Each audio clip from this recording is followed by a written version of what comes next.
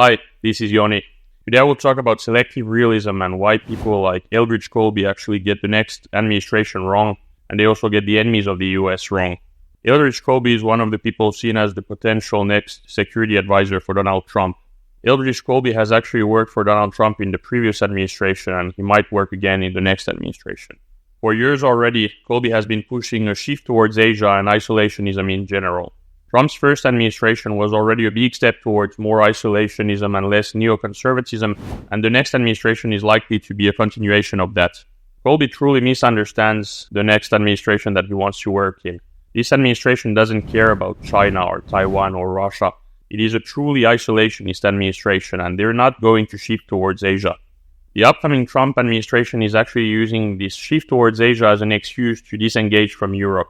Trump couldn't care less about Asia, and his transition team is actually full of isolationists who don't care about Taiwan. During his first presidency, Trump was actually seen as someone who was rather anti-China, even if he was already quite pro-Russia. But today, he's against the TikTok ban, he's against the CHIPS Act, and in general, he's quite pro-China. Trump's stance has changed, and he's way more pro-China than he was back then. US isolationism actually projects weakness, and China and Russia are well aware of this. A shift towards a more isolationist policy is exactly what China and Russia want the US to do. What Colby is actually pushing is a sort of selective realism, heavily influenced by Mearsheimer. This Mearsheimer branch of realism is weird because it actually uses realism to justify the actions of enemies of the US, but at the same time, this branch of realism doesn't use realism to justify the actions of the US or the West, and actually pushes for appeasement.